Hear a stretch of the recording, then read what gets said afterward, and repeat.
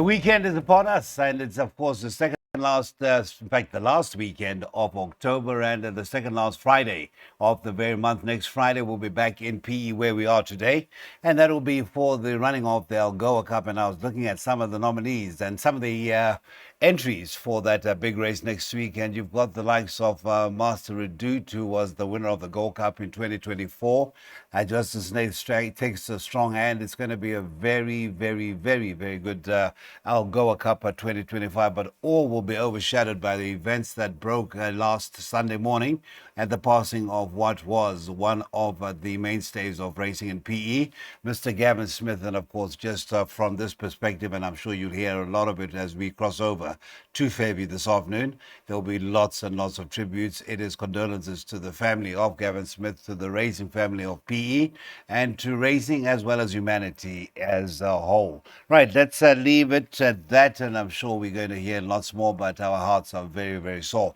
Right, Mr. Nina Podesta is the man who's going to be talking about the card today. Race number 1 is a welcome to the Nelson Mandela Bay Open Maiden. A couple of Open Maidens on the card. It's over the 1200. First of all, I must greet you, Nino, and say that it's been quite a while, and unfortunately we reunite under a bit of a cloud, but we must celebrate Gavin's life. Good morning, Cecil. Yeah, absolutely. The racing industry has lost a legend, and the world has lost a gentleman. What a great man, a humble man Gavin was. And I send my sympathy, my condolences to all his friends, to all his family, and especially to his son, Dean.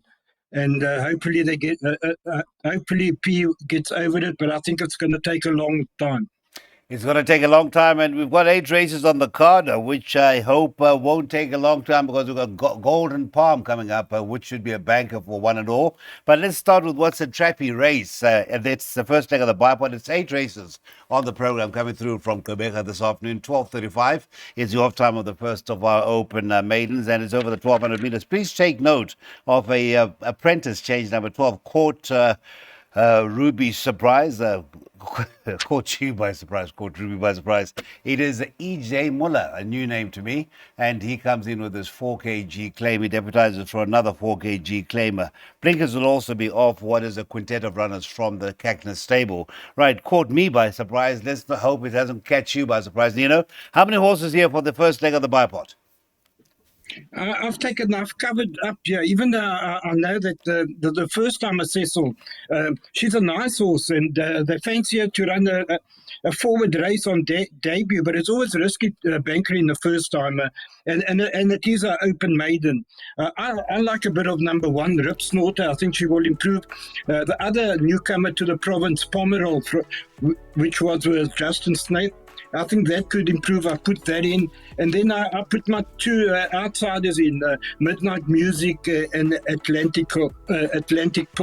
It's an open maiden, a trappy race. I would even include a horse like Golden Elixir and Money Galore to go a bit wider. We don't want to go out the first leg. So, I think we should play wide here.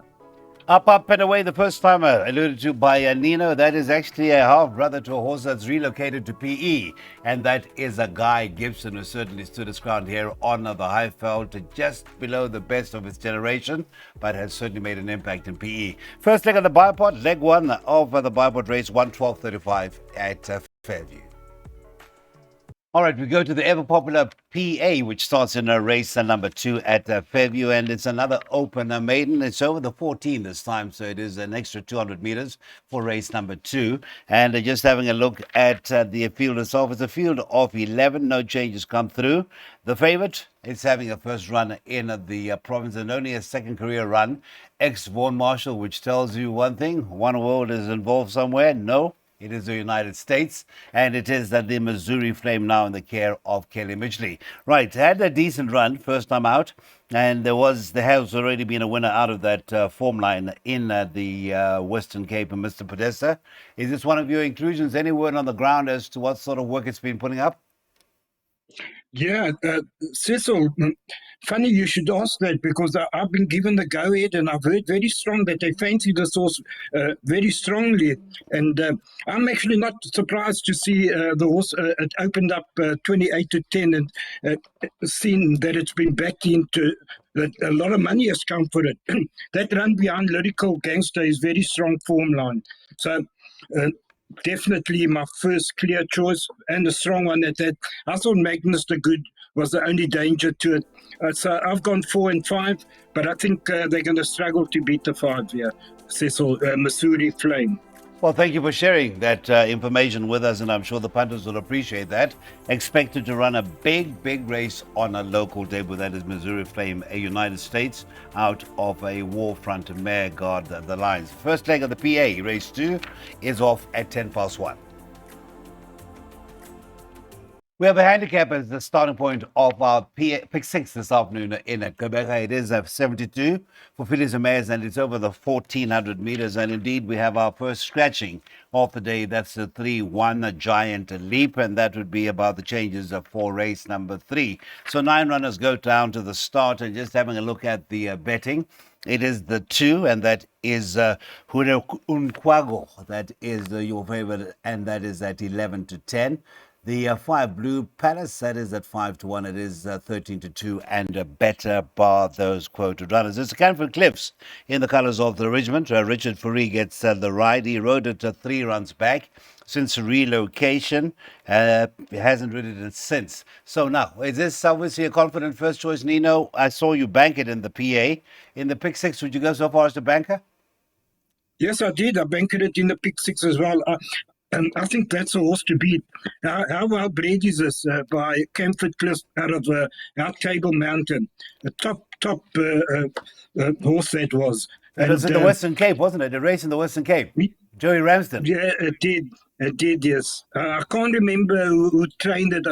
It was either Brett Crawford, maybe Candace, Mike Bass, No, or Joey Ramsden, but it was a top filly. Mr. Beck's fellas. Cecil, I'm banking that because I made the only danger number 3, one giant leap, and that's been scratched. So I am strongly in the camp of number 2, Huriko Wago. I think he'll love the 1400, running on strongly last time behind King Viserys. Drawn 1, Richard Fourie up. I think they're going to struggle to beat it. I'm taking my chances, and I'm banking in it. Off time to race 3, the first leg of the pick 6. That pool will close with the running of race 3 at 1:45. Banker the 2, and there's another banker which we're going to discuss shortly, which also sees the first leg of the first jackpot. So 13:45 is the time to take note of to race 3. Relocated, and in fact, since running in a PE, last 4 runs have been on the poly track. The first 2 were on the turf, and there were certainly decent runs. We're talking about the favorite Royal Kingdom, who is currently at 13-10. In fact, started in PE, the serial son of William Longsword, and it's back to the turf this afternoon. Richard Fourie gets a ride. He was aboard the last twice, including the last one, which was a win, and that made it 2 career wins from 6 outings. Right, so that is our second pick 6 banker. We saw that on the slide. Are we going to cover in the jackpot, which is jackpot 1, a merit rate of 74 over the 1400, Nino? Cecil, I'm strong in the camp of Royal Kingdom. This is going to be a top horse in PE, and I've always liked it. And now that it's found the winning formula, I think it's going to win a good couple on the trot. This is a top horse, and I think they're going to struggle to beat it. What you're going to cover it with, I can only see maybe Pedro or Silver de Surf being the obvious dangers to it, but I can't see them beating the Royal Kingdom. Cecil, to be honest, I think this is one of the better bets on the card. 13-10 is still a fair price. I believe it will start in the red come race time. You don't give any chance to the Hollywood horse, Sinatanga. So you are very, very confident the 2. Royal Kingdom is the right one, 13-10, as Nina pointed out. The first jackpot gets underway at 14-20. Right, we're into the second half of an 8-race program. It's race number 5, which also sees the last chance to get involved in a jackpot. It starts with the You Can Bet On Us. Conditions played is over the 2,400 meters. And just to highlight the scratching, the 3-flight display will see us with a field of 7. They're going over the 2,400 meters, and the 4 First Wish in the colors of the preceding favorite in race 4, those of Mr. Peter Moore. And that is at 28-10. Co-favorite with the 2 Home Reef, also 28-10. It's 33 to 10 about the 7, Woodworld, and then it's 5 to 1 and better bar those. So Fly Display is out. The co-favorites 2 and 4. Do you look beyond those? Do you look for George Handel to come through and possibly upset the apple cart? No, I'm not looking at George Handel. I don't. I personally think that that he might not see at the 2400. I think Home Reef is a horse to beat here, Cecil, and I'm actually surprised that he's not entered for the Galway Cup next week. That's how good I think he is. First wish, no Stanley Madouch, who ran second to My Best Shot and to Green Light all the way over the course and distance. But the horse that could cause the upset is a low weight with Muzienia, carrying only 51 and a half, Woodworld. I've put those three in the pick six and the jackpots, but I did bank a Home Reef in the PA. I think that's a horse to beat. And and that's it. I can't. For me, there's only 3 horses in the race, but I'm strong in the camp of the number 2, Home Reef. 2, 4, 7. Those are the numbers. 2, race number 5, leg 1 of jackpot 2 for Nino, and that gets underway at 5 minutes to 3. Just to confirm, co-favorites numbers 2 and 4 both at 28 to 10. Home Reef and First Wish respectively. No doubt the star attraction as far as the athletes are concerned this afternoon will be Golden Palm. That's your favorite in our listed feature on the afternoon, the Racehorse Owners Association Stakes, and that's over the mile. Now, just having a look at the distance, has been over the distance once, and it was victorious, and that is the Golden Palm, who currently trades at something like 6 to 10. Next best in the betting at 10 to 1 is the 2, King Prawn. And that is the mount of Mr. Kelvin Abib. You've also got 10 to 1 about the 4, All Systems Go. Number 6, Augusta Russo is at 10 to 1. It is 18 to 1 and better bar those. Right, Golden Palm. I won't even say a word. I'm sure you're going to say it in one sentence. So what do we expect this afternoon? I think they should price up how far she will win by and the bookies. Because this is a one-horse race. The filly of the year last year, unbeaten, last 4, 16, no problem. I think we got to try and catch the Quartet straight line here, because you're not going to make money punting it. I think she's 1 to 10 in the betting. So try and catch the Quartet straight line. I think King Prawn will run second, and then either All Systems Go and Augusta Rosso for third and fourth. 1, 2, 4, and 6. That's a suggested straight line from Nino for that quartet. He's gone a 1 by the 2 as a banker. 4 and 6, and then 3, 4, 5, and 6. Feature on the afternoon is off at 3:30. It is the Racehorse Owners Association Stakes listed, and that is the top line. A last chance to get involved in a pick 3 as well. Race number 6 in Quebec today. Merit Rate at 86 will be our penultimate race on the afternoon. There's a tab at Telebet 0861 at 000822. It is the Merit Rate at 86 over the 1200 meters, and it must be said one of the more competitive and exciting races that to look forward to. Just having a quick look at the betting, you got horses that held their own at bigger centres, and none more so than Riverstone. I do recall last year on Met Day, won a maiden, and it's been one of the strongest maidens around, or at least was the strongest maiden around in that province for quite some time. Is that 18 to 10? Number 8, Buffalo Bill, is at 33 to 10. It's 5 to 1 about the 7, and that is Virgin River, ex-Alicled, having a first run in the province in the colours of the Morris Fontaine. It is 15 to 2 rather, and better bar those. Big Boy Bruce being at 15 to 2 as had a 1 run in the province since relocating from the Highveld as well. Nice race, Nino. I really am looking forward to this race, and I dare say that 1 or 2, even if we know that Riverstone is now with the Smith stable. That will certainly be an impactful runner. Comes in with decent form. It's not like it had lost the plot. Had a few runs in the KZN region. Now in PE, and it could be a winning debut. Most definitely, Cecil, and that is my first choice in the race, because I think that the danger or the market rival to it, Buffalo Bill, is is going to be stretched over the 1200. I think it's better over the 1000. He was beaten both times over 12, and even his last run, he just held on over the 1000. And had that been the 12, Revilius would have gone right past him. So I think he's taken on the strongest opposition that he's faced in his career so far. So hard knockers here. I think Riverstone is a horse to beat. Beechamwood Boy at that price is also a contender here. Virgin River, I don't know how she's going to go over the 12. I think she's also better over the 1000. But then you got that horse, Big Boy Bruce, that doesn't go in the stalls. That's why I left it out. It always gets scratched. He's a big, massive horse, but they can never get him into the stalls. And he's been scratched twice or three times already down at the stall. So if he does go in, he could be a runner, and if people want to add it in, I only left it out because I think they won't be able to load him. But Okay. Riverstone, my first choice. Yes, All right. Cecil. Thank you very much. Riverstone, a very popular selection, and of course, Debu.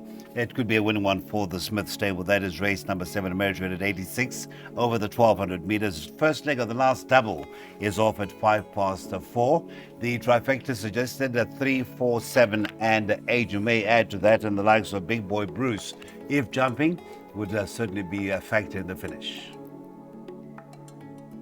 Okay, so next Fairview race meeting Friday, the 31st of October, fillies and mares 66 handicap over the 1200 meters. And again, we did discuss that particular date with Nino. It is the Algoa Cup, a massive, massive, massive feature on the Canada. Has lowered in status over the years, but it is still very much a big, big, big, big attraction. And if you look at the nominations or the entries for that race next Friday, I think you'll agree that it is a race to look forward to and a race day to look forward to. Try and go to PE one of these days. You will not be disappointed. Right, in race number 8, we have a couple of scratchings come through.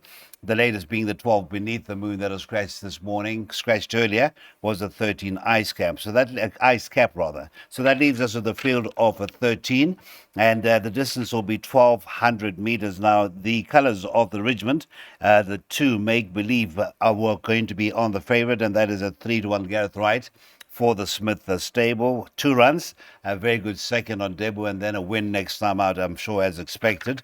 And then looking elsewhere, please take note that the apprentice, and let's give you his first name. He did pick up a chance ride in race 1. His name is Edwin Muller. He claims it's 4, and he's picked up the ride on the 8, and that is Physiologus for the Cactus stable. We certainly wish Edwin Muller all the very best and a bright career ahead. Now, Nino, get us out of it. Race number 8. We've seen all your exotics. Field in the pick 6. We do know that. So let's hope that we get this far and we can start shouting home the biggest outsider. But how would you structure a quartet for us? Well, I make this one of the toughest races on the card, Nico, if not the toughest on the card. I did have a first choice, and that's been scratched, and that was Beneath the Moon. I also gave Ice Cap a chance, and that's out as well. So I think Happy Wives, that will run a big race on the turf, back on the turf. So that's got to go in. You were talking about Make Believe. His maiden win was Frank. They beat Wishes and Dreams, who came out to win, and then ran second just last week to East Coast Girl. So that form line has beat Frank.